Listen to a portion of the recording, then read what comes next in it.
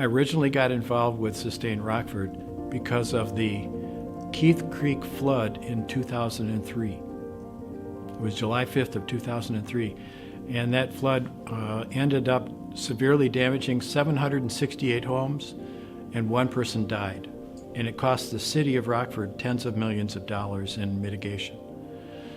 And I got involved because I lived 4 blocks away. And so I was concerned about that, and I maintained a concern about that, but there didn't seem to be any activity until some groups started to form to see if they couldn't do something about it. Then my friend Michael Smith, who was at the time a grad student in urban planning, said, well, you should go to Dubuque. Go to Dubuque, Iowa, and see what they did with their Bee Branch Creek, because they had worse problems flooding than even the Keith Creek presented, and they've done some terrific things there. And by the way, there's a conference there. You could see the Bee Branch Creek and go to the conference. It's called the Growing Sustainable Communities Conference.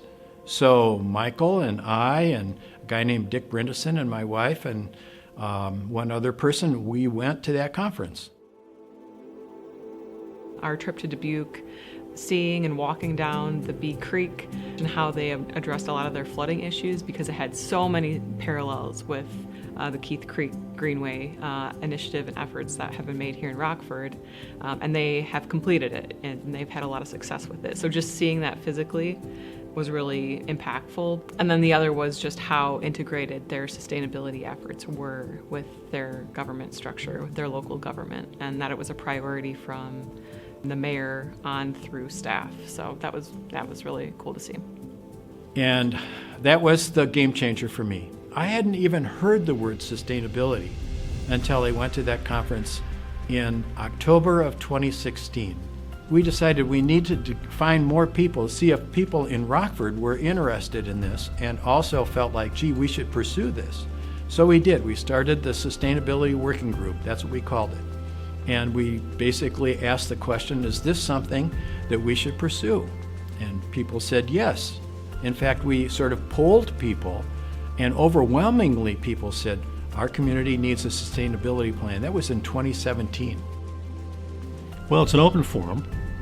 If someone is curious about it, about some of the things they've heard about or read about or some neighbors have talked about, if they want to learn something, there's a good possibility if it has anything to do with energy efficiency, solar, composting, those kinds of things. There might be not only an expertise there, but also people who are deeply involved and want to pass on their knowledge.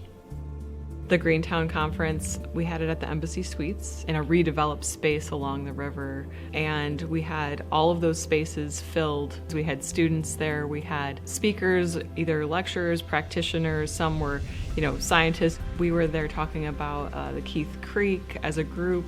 That was really a moment where I think it kind of physically embodied what was happening between partnerships. That was a really big accomplishment for Sustain Rockford. I originally became involved with Sustain Rockford after attending the Greentown Conference. When I attended that, it was just amazing to me to see what the potential of Rockford has, what it was already working on, and just what the future can look like. So it was very inspiring to me, and it was something that I wanted to see what can I do to really help Rockford to be sustainable as well.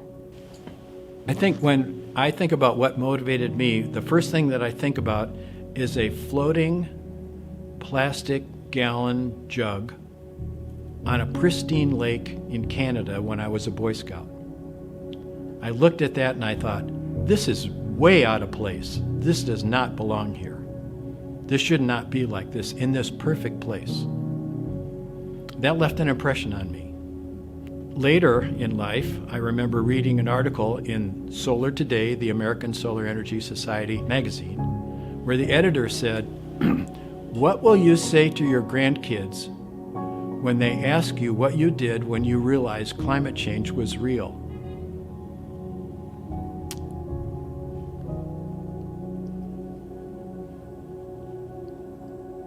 Well, now I have 2 grandsons, and I think I want to say to them, what am I doing now that I know that climate change is real and a serious concern? everything I can. And I've found lots of friends who feel the same way. And we're all working together to get stuff done for you. Here at Sustain Rockford, something we are really focused on is our partnerships within the community, whether it is with the Winnebago County and Chairman Shirelli, or the City of Rockford and Tom McNamara, or even other organizations and businesses like Nettle Composting. We are here to be a partner to help inform the community on all the ways that they can get involved. And it's so important just to start small. You don't have to start big. It doesn't have to be too overwhelming. But here we have an incredible community of volunteers to not only spread the word, but expand the knowledge of all of the different sustainability efforts here that we can be a part of in the city of Rockford.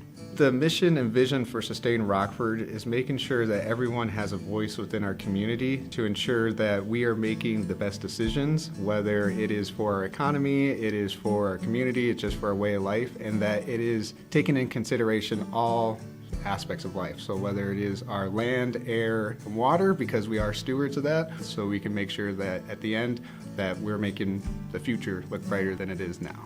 It's so exciting to learn about what we're all doing, to get involved. I mean, there's always something for someone. Even if you think, no, that can't possibly be me, maybe you're the one person that we need on our team to help lead it, to help start it, to help guide that conversation. Our goal isn't to just stay where we're at. Our goal is to expand, and we want you to be included in that vision.